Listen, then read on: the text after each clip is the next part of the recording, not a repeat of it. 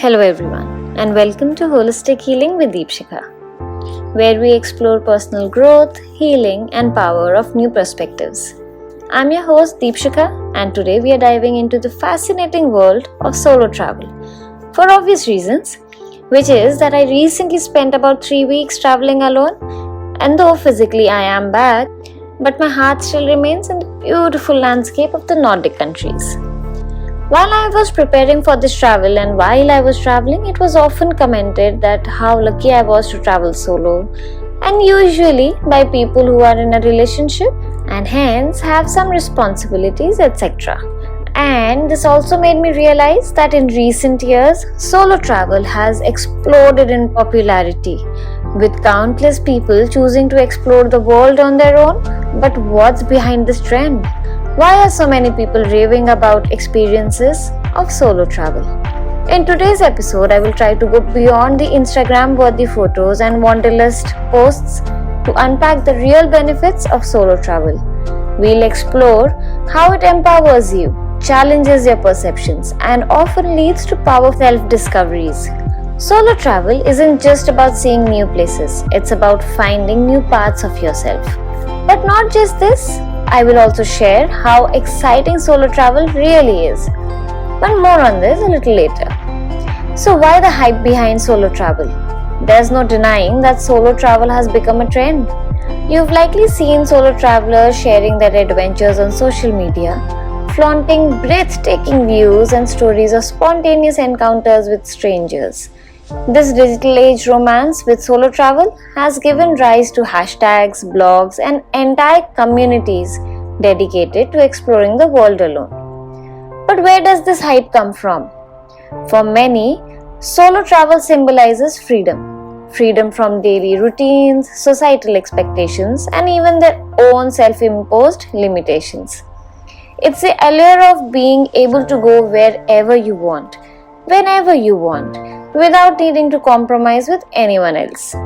There's also a deeper, almost spiritual aspect.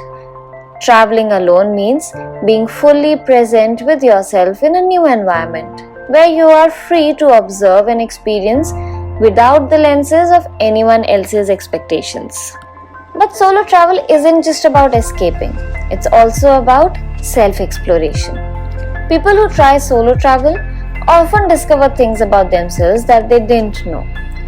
This could be newfound courage, patience, or simply learning to enjoy their own company in ways they never imagined. Solo travel also offers some very real and transformative benefits. Let's list a few. First is self-reliance and confidence. One of the biggest lessons of solo travel is learning to rely on yourself. When you're alone in a foreign place, you have to navigate challenges, whether it's finding your way through a new city, figuring out the public transportation, or overcoming a language barrier. Each time you solve a problem on your own, it often builds confidence. This newfound self-reliance often carries over into our other areas of life, making solo travelers feel more capable of handling life's hurdles. For example, after getting lost twice, missing a train, and booking a wrong ticket, I am now confident that I can travel anywhere in the world and not get scared, because I will definitely get lost again.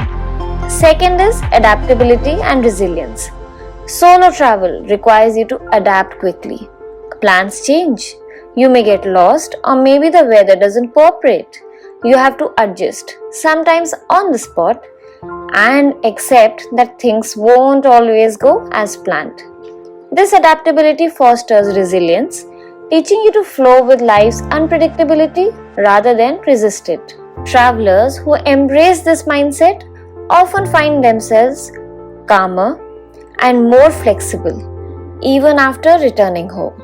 Next is enhanced self-awareness. Being alone with your thoughts in a new environment can lead to powerful insights about who you are and what you really want in life. Without the noise of familiar surroundings or people who know you, you're free to explore your own interests, dreams, and values. Many solo travelers report gaining clarity on career choices, relationships, and personal goals after a period of self-reflection on the road. I mean, there is no option but to listen to your own thoughts. Of course, unless you are someone who manages to meet people everywhere you travel. But for someone like me, it was just me and my thoughts. Next is connection with others. Ironically, solo travel often leads to meaningful connections. When you're alone, you're more likely to reach out to locals, meet other travelers, or simply strike up conversations with people you would never talk to otherwise. These connections, often fleeting but profound, teach you about different cultures, way of life, and sometimes about your own ability to connect with others across boundaries. And sometimes leaves you with some real beautiful memories. Lastly, freedom to be authentically you. Traveling alone lets you embrace authenticity without worrying about how others perceive you. You can take risks, make choices, and even make mistakes without judgment from anyone else. For many, this freedom to be unapologetically themselves is one of the most rewarding aspects of solo travel. But since the aim of holistic healing with Deepshika is to embrace the authentic you, let's just say that this aspect though is true, but I did not find all that relevant. And as you go through these experiences, you realize that solo travel is a powerful catalyst for self-realizations. Realizations like, you are capable. Stepping into unknown places alone reminds you that you are far more capable than you might think. Happiness comes from within. Without the company of friends or family, you are faced with the truth of happiness doesn't depend on anyone else. Solo travel teaches you to find joy in little moments, watching a sunset alone, exploring a market, or sitting in a quiet cafe. It's a liberating realization to know you can feel content by yourself.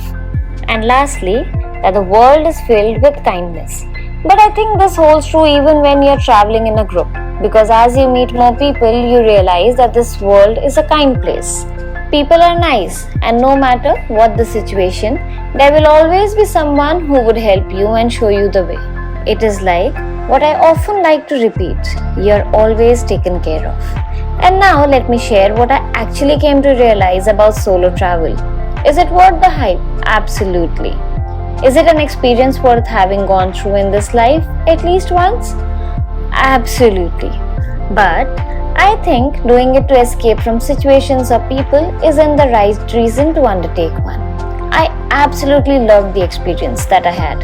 It was exciting, scary, and tiring at the same time. Figuring out the public transport system, trying new food, going through the shops selling traditional articles, meeting new people, and most importantly, spending time alone, all of it was way better than what I had expected it to be. In fact, before I left India for this travel, I was really worked up and nervous. But it was really a blessing in disguise. Would I ever trade it for anything else? Maybe not. But if I am asked whether I would want to undertake my next travel alone, I think my answer would be no.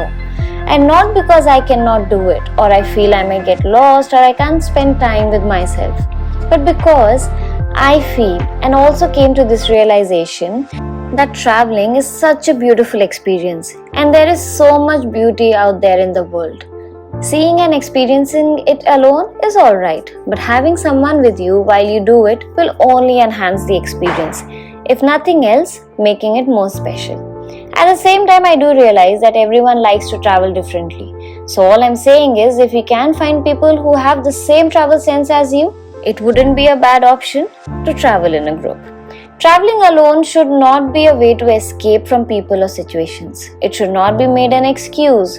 Rather, treat it as an opportunity that it is to explore not just the place but yourself, to understand yourself, see new cultures, places, try new cuisines, to learn and to grow and to find peace within.